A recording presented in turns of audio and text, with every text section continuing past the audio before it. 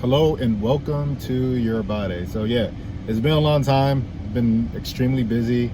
Making videos when you're trying to really build up two businesses is very difficult. So that's a reason why I haven't been posting videos like that. But had a lot going on.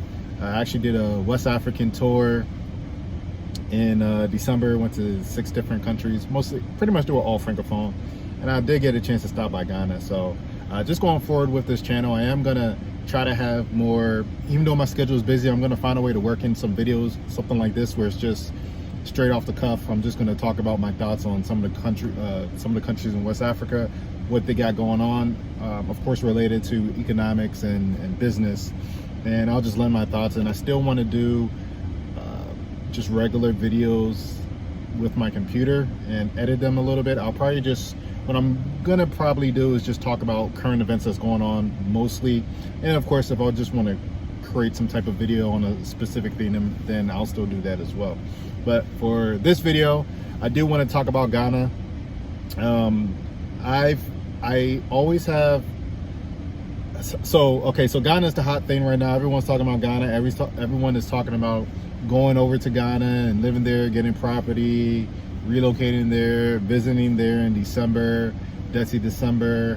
And when I engage in conversations with them, they ask me, hey, why aren't you looking at Ghana for investments? Why isn't that your first choice? And I try to tell them, I'm like, just because you see things going on in the I'm gonna turn this air down a little bit. Just because you see media or promotions on social media that just talks about Ghana like it's great and stuff like that, doesn't mean it's not really the truth. Now, when I do my videos, I try to be as I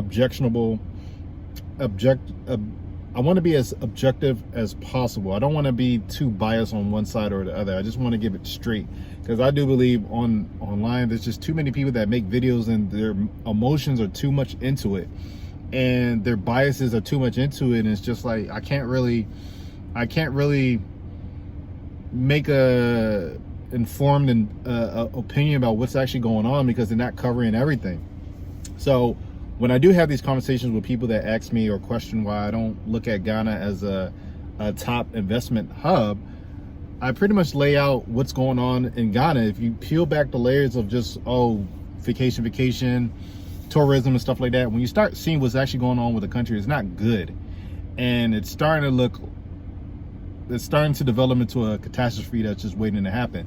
Think about if you're in the US, think about when we had that recession in 2008, 2009, when the economy just crashed. Before that, money was good, money was pumping, everyone was buying homes, everyone was being fast and loose with cash and money and credit and all that other stuff. But you had the people on the inside, the people that understood how banks work, understood how finances work, understood how credit worked. They were just like, oh snap, this is about to be a bubble. The bubble's gonna come and it's gonna explode, and people are gonna get caught slipping. So they were the ones that were in the know, that researched the economy and economists and stuff like that, and financial professionals. They were just like, no, we're gonna hold back. We're gonna make sure we're in a position to reap up all the losses. And then so when the economy hit 2008, that's when the housing bubble crashed. All the prices went down. Banks were going bankrupt, and you had certain players that were in the position to collect from that.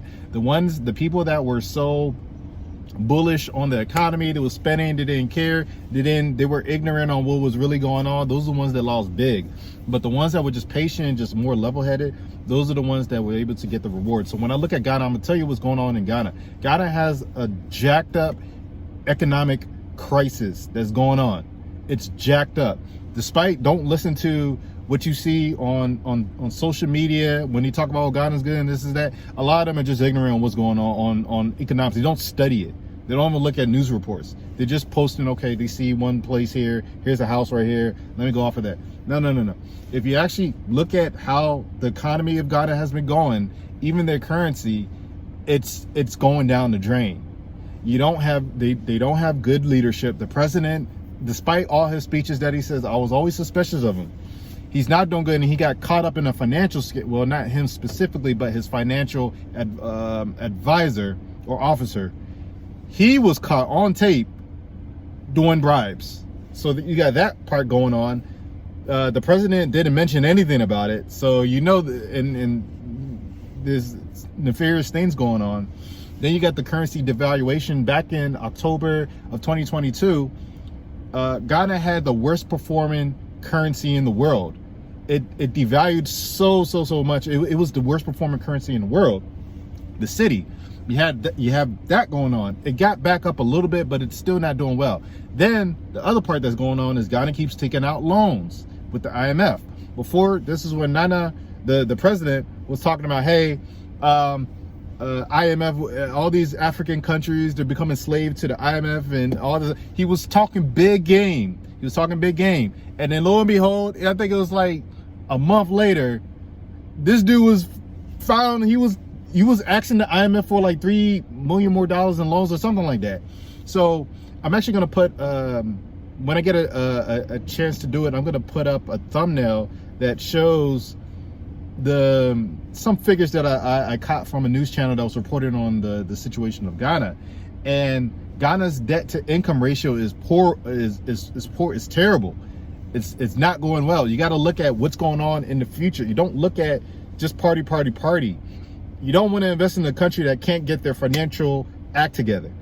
They're just doing poorly. And then the other part you got going on is the unemployment rate. So you got high unemployment amongst the younger generation, the youth, they like to say, and that's a problem as well, because usually when the guys are unemployed and they're young like that, I think it was around 25% of the youth are unemployed. So when you got a high unemployment rate amongst the men, you usually start turning to crime and other things. When it comes to the women, I think it was 2 out of 3 women are unemployed that are in the youth. When the women are unemployed, they get pregnant a lot. So it's not good. And then, so that's the younger generation that's supposed to be, I guess, carrying the baton of Ghana for the older Ghanaians or whatever.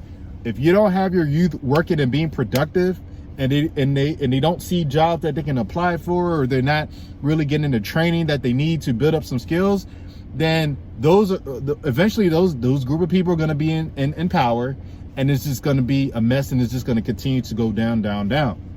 So be careful about so I'm not just going to talk about Ghana. If any country that you want to invest in, do your research and do your homework. Definitely don't listen to social media, because most people are just ignorant, and most people don't read, and most people don't study. That's just what it is. I have so many conversations with people where I start asking them specific questions and they don't know, or they blurt out what they've heard someone else say, and it's just like, and then I have to educate them like, no, that's not what you think. This is not what's going on. If you look at these data points, you look at the trend of what's going on. If you look at history, you look at global economics, you see what's going on. You look at what Ghana is producing, what type of stuff that they're producing. It's not diverse enough. It all starts to circle around of just a poor forming economy. I think their GDP growth rate is supposed to be like around 1% or less than 1%. So they're really not doing any well. So that's that part about Ghana. Well, I don't really care at this moment to invest in Ghana. The other piece was, I don't like how they treat African entrepreneurs that do business in their country, specifically as the Nigerians. Now, recently there was a video that came out that it was this, I think it was a Nigerian lady. I think she was working with a Ghanaian business owner, but she was helping promote wigs at this market. And so she was able to sell the wigs at a very low price, cheaper than what the other Ghanaian merchants were selling it at. So the Ghanaian merchants, they got in their feelings. There's a video of this. If you Google it or look on social media somewhere, you'll see the video. So the Ghanaian sellers, and it's all women like arguing and stuff like that, they was like, okay, now we ain't having this. And they came to try to shut down the event that the Nigerian was like promoting for, I guess, I think it's the Ghanaian women. I'm not completely sure, but from what I've been hearing, that's what it was about. And so anyways, what I don't like about this is not the first incident where there was issues with Nigerians doing business in Ghana. I don't really hear, but well, it's mostly Nigerian Africans that are in Ghana. I don't really hear about anyone else, but I don't like the mentality of the Ghanaians when it comes to other people, or really other Africans that are doing business in their country and they're better at it. It's just what it is. Like Nigerians, we're known for doing business and they're better at it. Their prices are better. And I'm assuming it's like at least the same quality, that there's some type of, oh, we need to sabotage them. I saw other videos in the past where you will have police come and shut down Nigerian shops. For whatever reason, they would try to shut it down. I've seen this so many times. I used to think, okay, is it because they're not doing something by the book or whatever? But it's that part I'm not too sure about. But it's funny where entrepreneurship is being stalled when it comes to other Africans doing business in the country. I don't like that. I don't like an environment where people get in their feelings, or people get just they just don't like other people, I guess, being successful. And then you start seeing a situation like this occur. And so that was another point that I didn't really care to do business in Ghana. And then I think the third point was just the development of everything. I don't see real progress. I don't see the president or his cabinet really affecting any type of substantial change. You get the unemployment rate that's there as well, and it's just there's nothing exciting for me. I don't see any developments, and then of course the educational part is a big factor of it as well. It's just, and then it seems like they just, from the only promotion I saw from that government is just promote tourism, and really specifically Black Americans. And maybe I should do a video of why it doesn't make sense that the way they promote their tourism, it just business-wise, it doesn't make any sense how they went about it. But those are pretty much the points where I don't really care to do business in Ghana. Maybe you feel differently. I'd like to hear your opinion and what you think about it. Are you ready doing business over there? Let me know. Yeah, just let me know in the comment section. I want to know your thoughts, but that's why I don't really care about Ghana. Is like last on the, maybe not last, but it's not of special interest to me. There's other countries that I like way more. There's a higher